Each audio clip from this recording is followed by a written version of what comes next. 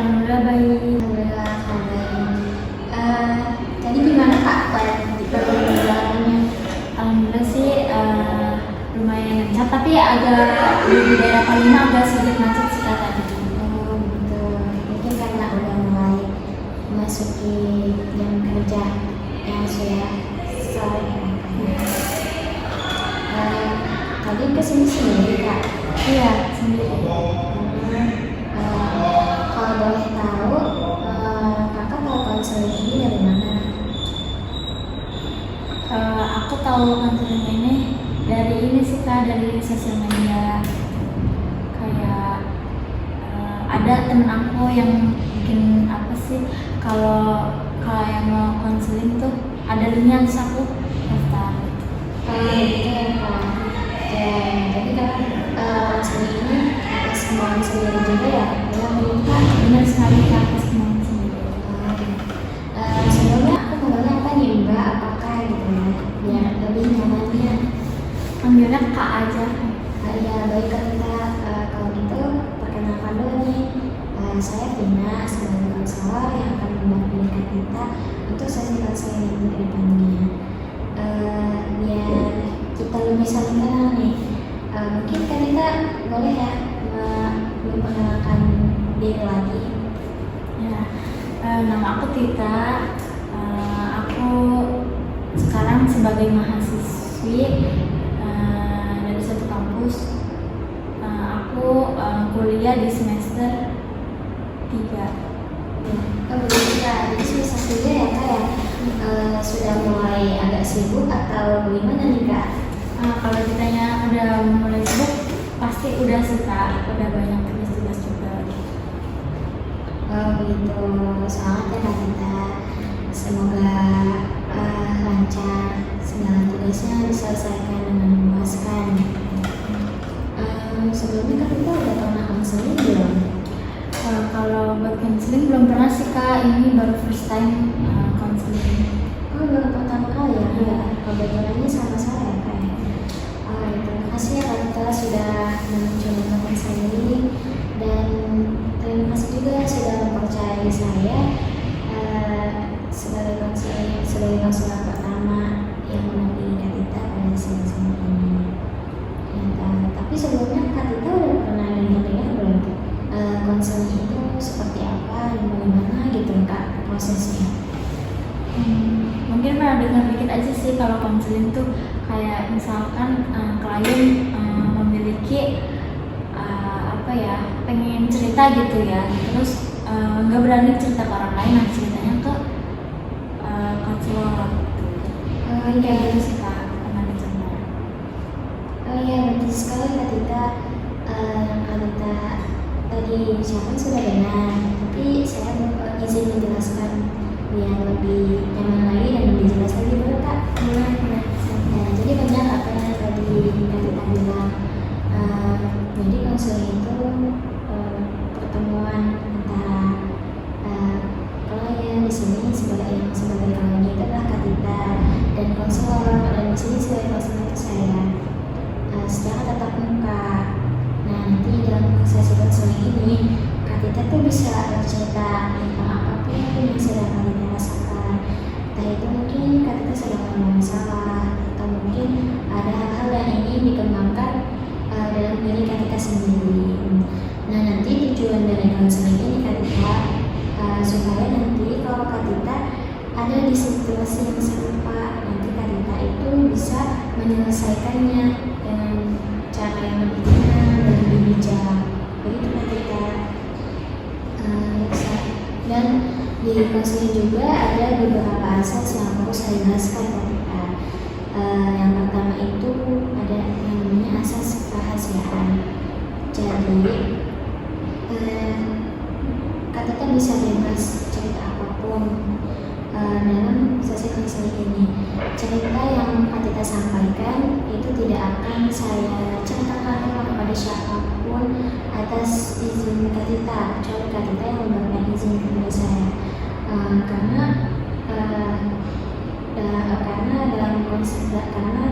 saya sebagai konselor itu memegang asas kerahasiaan, yang dimana asas kerahasiaan ini juga penting gitu buat konselor juga yang dimana nanti kalau saya ngomong itu saya akan dicabut lisensinya sebagai konselor. Kak Tita percaya? Percaya Kak. Selanjutnya itu ada yang namanya asas kesukarelaan yang seperti tadi saya dengar dari Kak Tita sendiri ya. Kak Tita kan konselor ini atas keinginan sendiri, betul? Ya betul. Iya, karena karena Kak Tita ingin konselor atas keinginan sendiri, maka artinya Kak Tita sukarela ya cerita dengan saya. Iya Kak. Iya. Karena Kak Tita juga sukarela bercerita dengan saya pun sukarela juga mendengarkan Kak Tita dengan sepenuh hati saya. Selanjutnya itu ada yang namanya Kak asas keterbukaan. Nanti saat Kak Tita mungkin bercerita gitu ya, Kak Tita boleh terbuka dengan saya, karena semakin Kak Tita terbuka, nantinya kita akan semakin mudah untuk memahami apa yang sebenarnya sedang Kak Tita alami dan sedang Kak Tita rasakan, dan mungkin solusi yang akan kita temui bersama. Selanjutnya itu nanti cerita yang akan Kak Tita ceritakan itu yang sekarang sedang Kak Tita alami. Kita nggak akan terlalu berfokus ke masa lalu atau terlalu mencemaskan ke masa depan gitu kan, karena yang bisa kita perbaiki adalah yang sekarang kita hadapi, yang sekarang kita rasakan gitu kita. Nah selanjutnya itu saat nanti proses konseling, segala keputusan itu berada di tangan Kak Tita. Jadi segala keputusan itu baik nanti Kak Tita ingin melakukan seperti apa atau bagaimana, itu semua di tangan Kak Tita. Nah begitu Kak Tita. Dengan penjelasan tadi, mungkin ada yang ingin Kak Tita tanyakan terlebih dahulu. Untuk itu semua paham sih Kak, jelas. Gitu. Nanti Kak Tita udah siap nih ya untuk sesi konseling? Siap Kak. Sebelum kita mulai sesi konseling ini, mungkin alangkah baiknya kita berdoa dulu ya Kak, agar sesi konseling ini berkelancaran, kemudahan, dan kebaikan. Baiklah, mari kita berdoa Kak Tita.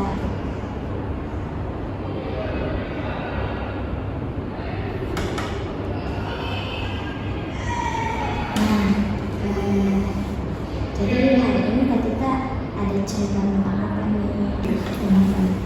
Jadi nih Kak, aku ini mengalami kayak seringkali gitu ngalamin kayak kalau ada orang lain gitu yang bicara dengan nada yang tinggi, terus kayak agak membentak, meskipun itu ngomongnya nggak ke aku gitu, tapi aku kayak ngerasa terbentak gitu.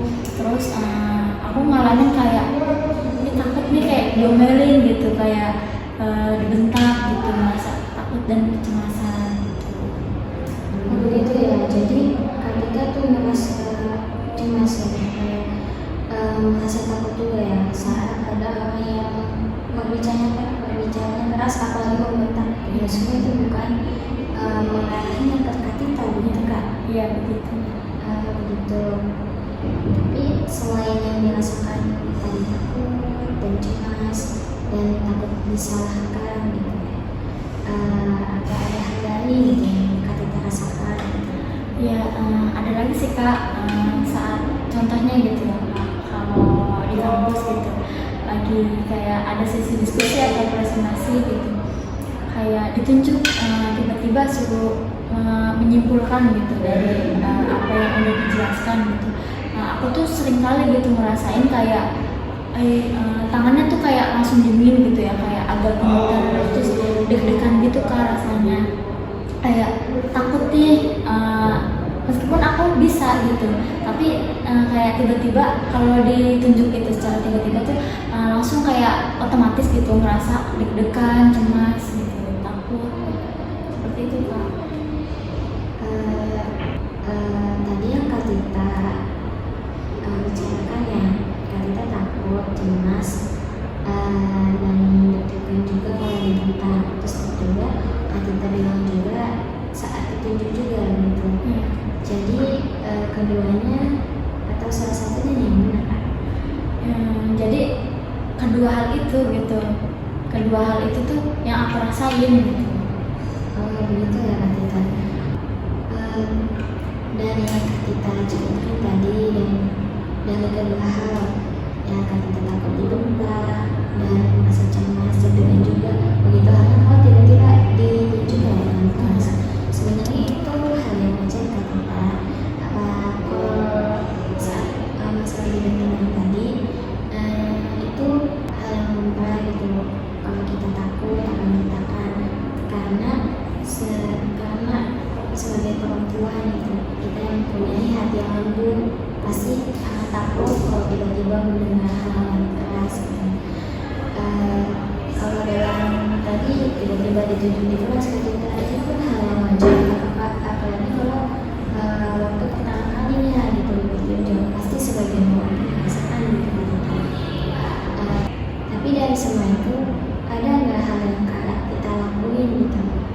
Mungkin saat kita merasa gugup, merasa cemas, merasa deg-degan, ada apa yang kita lakuin? Paling hal yang aku lakukan kayak tenang, kayak bisa gitu, kayak tarik nafas gitu, berusaha tenang gitu. Itu aja sih Kak yang aku lakuin. Oh begitu. Nanti Kak Tita sebenarnya sudah punya cara gitu ya untuk tenang, tarik nafas gitu ya. Tapi menurut Kak Tita itu efektif ya? Mungkin mengurangi rasa kecemasan Kak Tita. Ya kalau untuk mengurangi tapi kayak 50% mengurangi gitu, tapi 50%-nya masih tetap kayak gugup, kayak deg-degan gitu sih Kak. Jadi masih dominan gitu antara gugup sama enggak. Oh begitu. Jadi kecemasannya itu masih terasa ya Kak? Maksudnya sudah mencoba menenangkan diri Kakak sendiri. Iya Kak. Oh begitu Kak Tita. Jadi Kak Tita tuh masih merasa cemas, panik, gugup yang tadi Kak Tita bilang itu ya. Maksudnya Kak Tita sudah melakukan menenangkan diri sambil Kak Tita dengan cara apa saja yang sudah Kak Tita sebutkan. Tapi menurut Kak Tita selama ini yang Kak Tita lakukan itu banyak dapat membantu Kak Tita atau bagaimana? Apakah Membantu sih Kak, hal yang udah aku lakuin, tapi kayak rasanya masih kurang Kak, kayak hal yang udah aku lakuin gitu dengan cara tarik nafas. Nah dari situ tuh aku rasa bingung, kayak orang lain mah cara biar kayak tenang gitu, biar nggak yang segugup itu dengan cara tarik nafas tuh udah bisa tenang gitu, tapi aku mah belum gitu, kayak rasa tenangnya tuh masih sedikit doang. Nah makanya itu aku bingung Kak. yang Kak Tita lakukan dengan cara menarik nafas gitu, dan begitu pun Kak Tita yang tadi Kak Tita sebutkan itu orang-orang itu juga begitu ya, dan mereka bisa tenang. Itu benar Kak, itu ada teknik relaksasi tapi dalam bentuk pernapasan, tapi ada cara-caranya Kak Tita. Kayak gimana tuh Kak caranya? Jadi saya akan menjelaskan ya Kak Tita.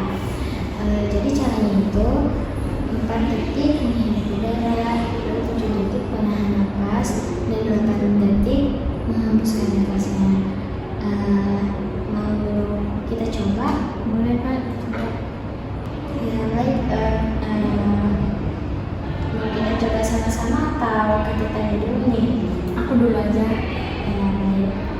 Maka kita mulai saksikan ya Kak. Baik Kak Tita, menghirup udara dalam 8 detik, 1, 2, 3, 4, tahan 1, 2, 3, 4, 5, 6, 7 dan hembuskan.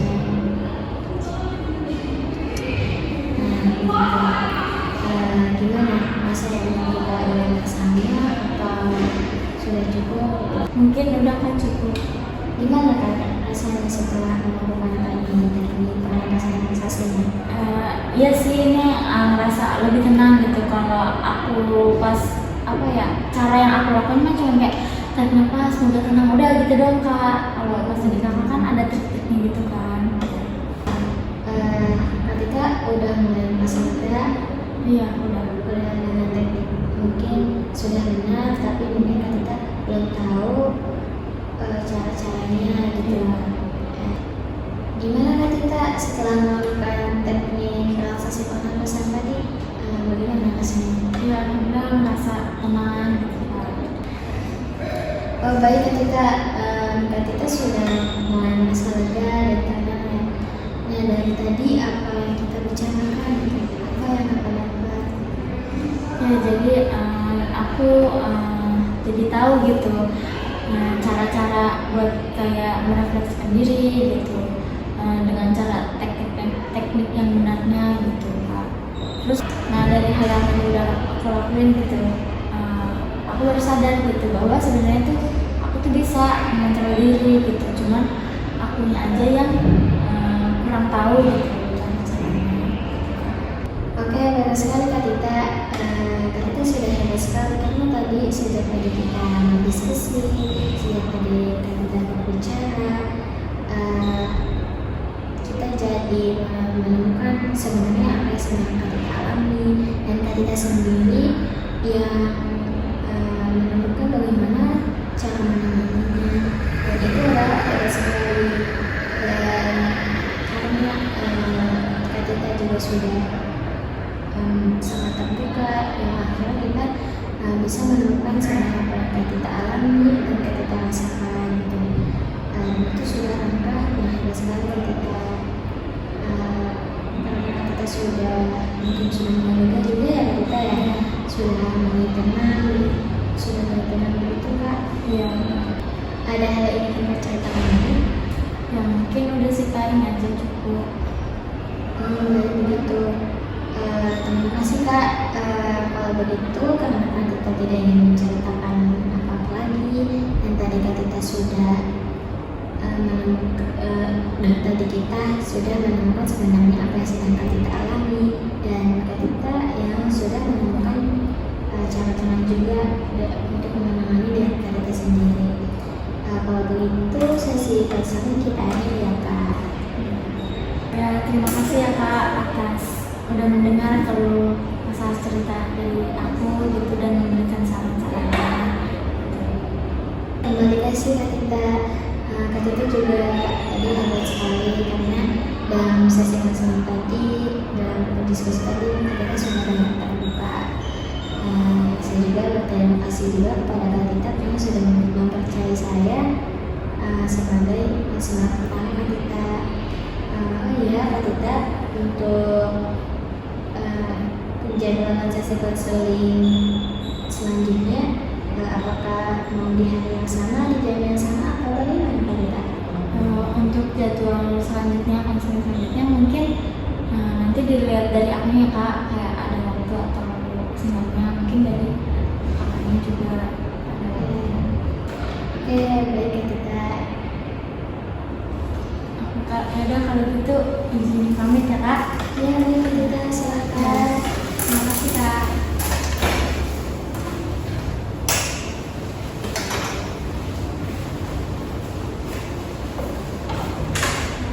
Ada yang diingat